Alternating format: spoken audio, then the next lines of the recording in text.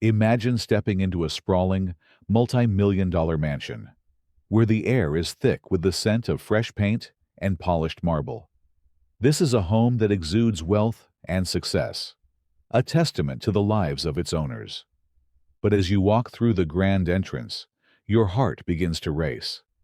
Instead of admiring the luxurious decor, your gaze is drawn to a scene that sends chills down your spine. In the basement, two bodies lie motionless, bound and positioned in a way that defies explanation. Barry and Honey Sherman were not just any couple. They were titans in the pharmaceutical world, known for their groundbreaking contributions through their company, Apotex. They were pillars of their community, celebrated for their philanthropy and dedication to improving lives. Yet, on that fateful day in December 2017, their lives came to a shocking end in a manner that left everyone reeling. As investigators arrived at the scene, they faced an unsettling reality. The couple was discovered near their luxurious pool, their bodies arranged with chilling precision. Autopsy reports later confirmed that both had died from ligature neck compression, a detail that would haunt those who knew them. This was not just a tragic accident. It was clear that something far more disturbing had taken place. In the days that followed, the news of Barry and Honey's deaths sent shockwaves through Toronto and beyond. Friends, family, and colleagues were left grappling with disbelief and sorrow. Who could commit such an act against two people who dedicated their lives to helping others? The investigation quickly became one of the most perplexing unsolved murders in recent history. As detectives sifted through evidence and interviewed potential witnesses, theories began to emerge. Was this a targeted hit due to their wealth? Or perhaps it was a personal vendetta stemming from business dealings gone awry? With no clear motive or suspects in sight, the case took on an air of mystery that captivated public interest and left many questions unanswered. Now, years later, the story of Barry and Honey Sherman continues to unfold, a haunting reminder of how quickly life can change and how even the most successful among us can fall victim to violence. What truly happened in that mansion on that fateful day? As we delve deeper into this chilling case, we are left wondering, who could commit such an atrocity against two people who seemed to have it all? Barry and Honey Sherman were not just any couple. They were giants in the pharmaceutical industry, known for their groundbreaking work with Apotex, a company they founded that became one of the largest generic drug manufacturers in the world. Their success was not merely measured in wealth, but also in the lives they touched through their innovations in medicine. With a combined fortune that placed them among Canada's richest individuals, they had built an empire that provided affordable medications to millions. But beyond their business acumen, Barry and Honey were deeply committed to philanthropy. They were well-known figures in Toronto, actively involved in numerous charitable organizations and community initiatives. Their contributions ranged from supporting hospitals and educational institutions to funding research and cultural projects. Honey was particularly beloved for her warmth and generosity, often seen at community events, championing causes close to her heart. Together, they embodied the ideal of success intertwined with social responsibility. However, on that fateful day in December 2017, everything changed. What was meant to be a simple real estate showing at their luxurious home turned into a scene of unimaginable horror. On December 15th, as the sun rose over Toronto, real estate agents arrived at the Sherman residence, ready to showcase the property to potential buyers. But instead of a routine showing, they stumbled upon a chilling discovery that would send shockwaves through the community. The lives of Barry and Honey Sherman would never be the same again. In an instant, their legacy was overshadowed by tragedy, a tragedy that would leave many questions unanswered and a community grappling with disbelief. Who could commit such an act against two people who had dedicated their lives to helping others? As investigators began to piece together the events leading up to that tragic day, it became increasingly clear that this was no ordinary crime. It was a mystery that would haunt those left behind. On the morning of December 15th, 2017, real estate agents arrived at the Sherman residence for a scheduled showing. As they entered the sprawling mansion, they were greeted by an unsettling silence. It wasn't long before they stumbled upon the unimaginable, a scene that would haunt them forever. Barry and Honey were found in their basement, bound and lifeless, their bodies positioned near the pool area. The sight was shocking. It felt like stepping. On the morning of December 15th, 2017, the air was crisp as real estate agents, Elise Stern and Weidong Zhao, arrived at the Sherman residence for a scheduled showing. The sprawling mansion stood proudly in one of Toronto's most affluent neighborhoods, its grandeur a testament to the couple's success. As they entered, however, an unsettling silence enveloped them. The usual warmth of a home was replaced by an eerie stillness that sent a shiver down their spines. After greeting the prospective buyers, the agents led them through the main floor, showcasing the elegant design and luxurious amenities. But as they made their way downstairs to the basement pool area, an unshakable feeling of dread began to settle in. The agents exchanged uneasy glances, sensing that something was off. Then came the moment that would change everything, a moment that would haunt them forever. Elise opened the door to the pool room and flicked on the lights. What she saw next was beyond comprehension. There, beside the pool, lay the bodies of Barry and Honey Sherman. Their lifeless forms were bound with leather belts to a metal railing that surrounded the pool. Barry was seated with his legs crossed, his face expressionless. Honey lay on her side, bruised and motionless. The sight was shocking, so surreal that it felt like stepping into a nightmare. In an instant, Elise's heart raced as she processed the horrifying scene before her. This was no ordinary discovery. It was a gruesome tableau that defied explanation. Panic surged through her as she realized they were witnessing something far more disturbing than any real estate showing should ever entail. She quickly turned to her clients, ushering them away from the scene, her voice trembling as she instructed them to leave immediately. The agents called 911, their voices frantic as they relayed the grim news to emergency dispatchers. "They're dead!" Elise exclaimed, her words barely escaping her lips before disbelief washed over her. How could this happen? Who would do such a thing? As police arrived moments later, they were met with a scene that would lead to one of Toronto's most perplexing homicide investigations. Investigators quickly assessed the situation, noting that there were no signs of forced entry into the home. This detail raised immediate concerns.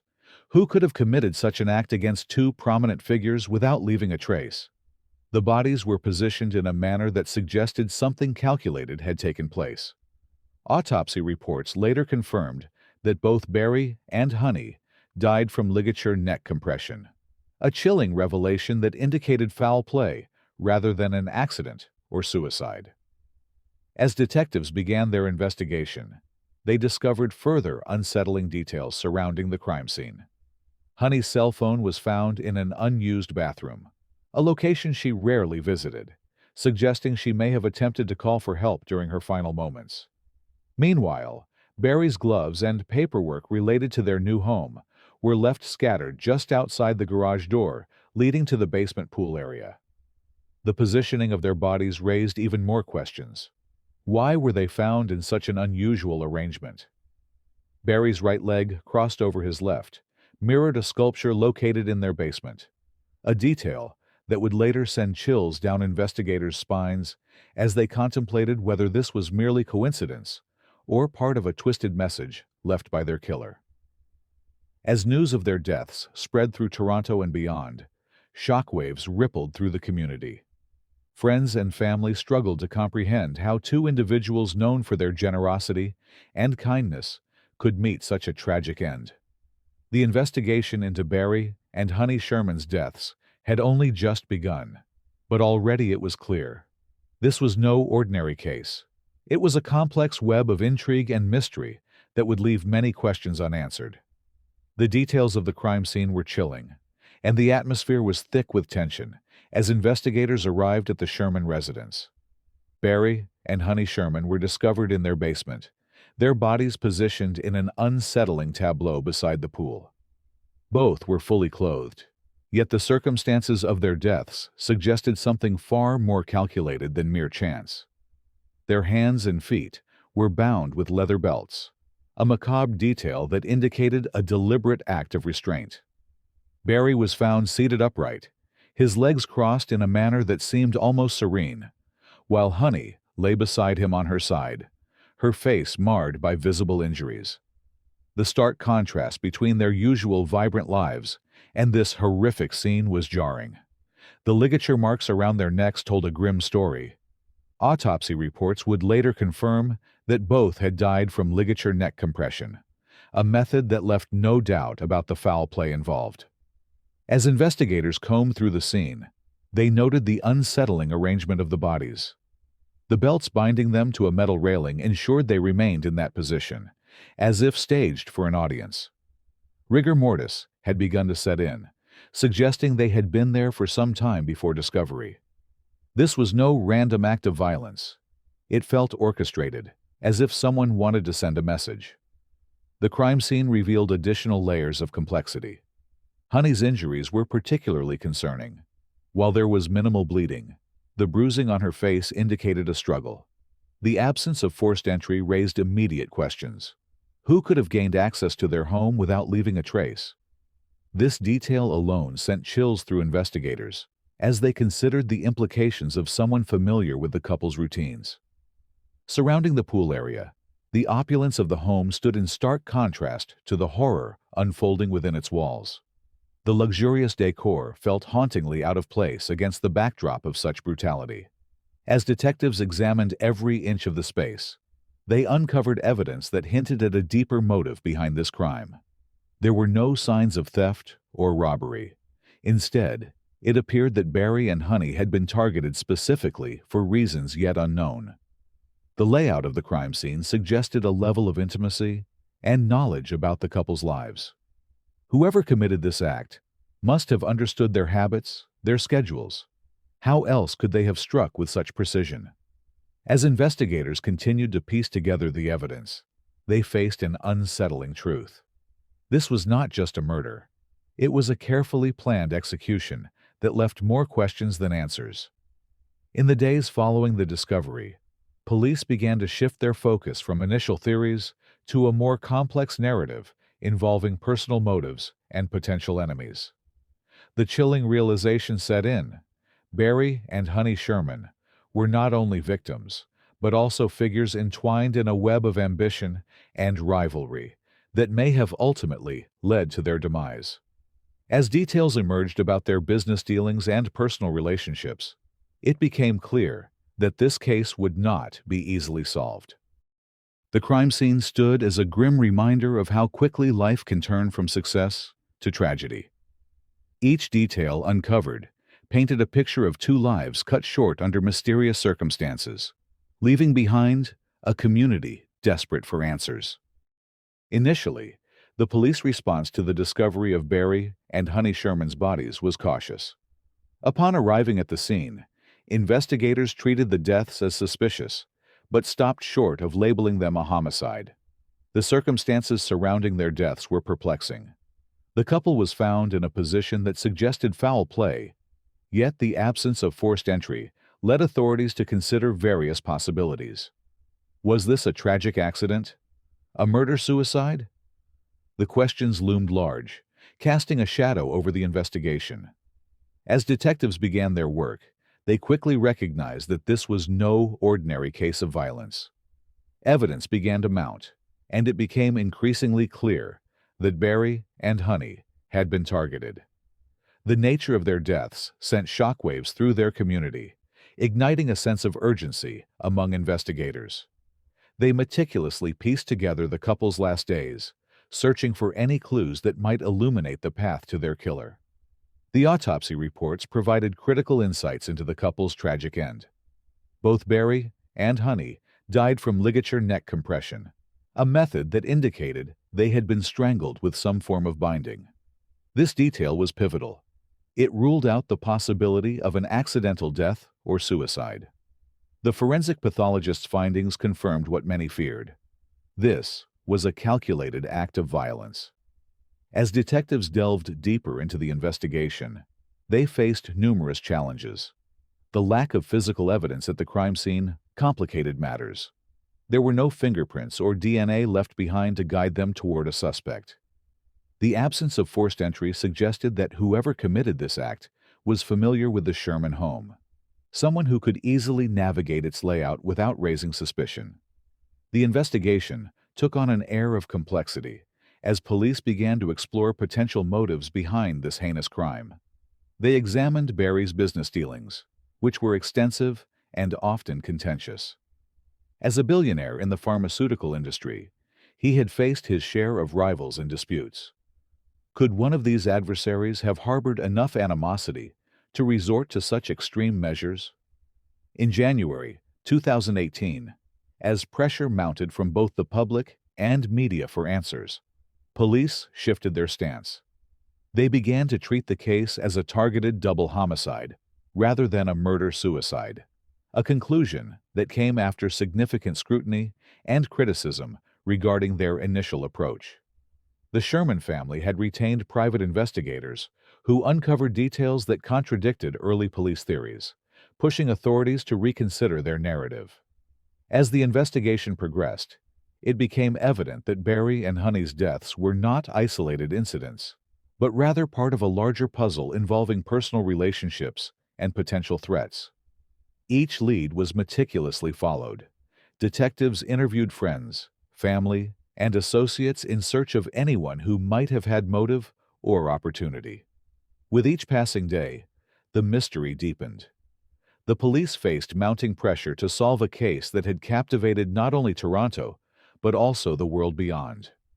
As they continued their quest for justice, they were acutely aware that time was slipping away. Each moment brought them closer to a truth that remained tantalizingly out of reach. As news of Barry and Honey Sherman's tragic death spread, a whirlwind of theories began to swirl around the case. Some speculated that this was a targeted hit, motivated by their immense wealth and influence in the pharmaceutical industry.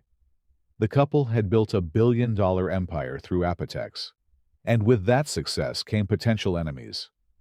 Could someone have sought revenge or attempted to eliminate them for financial gain? Others wondered if it was a personal vendetta stemming from Barry's business dealings, which were often contentious and fraught with legal disputes. The complexities of their professional lives opened the door to numerous possibilities. The murder-suicide narrative briefly took hold in the media, suggesting that Barry had killed Honey before taking his own life. This theory perplexed those who knew the couple well. They were not only partners in business, but also in life, deeply committed to each other. Friends and family quickly pushed back against this notion, asserting that Barry would never harm Honey. Moreover, the physical evidence contradicted this theory. Both victims showed signs of ligature strangulation, and the positioning of their bodies indicated a calculated act rather than a desperate tragedy. As investigators sifted through the evidence, they encountered additional theories that seemed equally plausible, yet equally chilling. Some suggested that multiple assailants could have been involved, given the nature of the crime scene and the lack of forced entry. This perspective raised questions about whether Barry and Honey had been under surveillance prior to their deaths. Was there someone who had been watching them closely enough to know their routines? The idea of being targeted by someone familiar with their lives added an unsettling layer to an already complex case. The Sherman family was devastated by the loss of their parents, grappling with grief while facing a media storm fueled by speculation. They publicly called for justice, urging law enforcement to leave no stone unturned in their investigation. In an emotional statement, they expressed their frustration over the initial police response and the lack of answers surrounding the case. The family's anguish was palpable as they navigated through their sorrow while demanding accountability. Determined to uncover the truth behind this tragic event, the Sherman family hired private investigators to assist in the search for justice. This decision came amid growing dissatisfaction with how the Toronto police were handling the case, particularly after they initially suggested a murder-suicide theory that many found implausible. The private investigators brought fresh eyes to the situation, examining evidence that police may have overlooked and pursuing leads that could shed light on what truly happened. As time passed without resolution, tensions mounted within the family. They were not only mourning their parents, but also fighting against a narrative that felt deeply wrong. Each new piece of information unearthed by private investigators fueled their resolve. They were determined to find answers that would honor Barry and Honey's legacy while seeking justice for their untimely deaths. The community rallied around them, sharing in their grief and supporting their quest for truth amid an ever-growing mystery. Years have passed since that fateful day, yet the investigation into the murders of Barry and Honey Sherman remains open and ongoing. As of January 2025, detectives continue to sift through leads and tips from the public, hoping for a breakthrough that could finally bring closure to this heart-wrenching case. The initial shock of their deaths has transformed into a relentless pursuit for justice. But with each passing year, the mystery surrounding the couple's tragic end only deepens. Despite the passage of time, Toronto police have insisted that the case has not gone cold. They maintain a high level of cooperation among the investigative team, stating that steps are being taken every single day. Public interest in the case remains strong, fueled by media coverage and the family's ongoing efforts to seek answers. The Shermans were not just wealthy, they were beloved figures in their community, and their untimely deaths have left an indelible mark on those who knew them.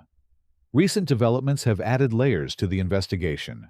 Court documents released in early 2021 revealed that police had obtained search warrants to access Barry and Honey's phones, bank records, and computers found in their home and at Apotex.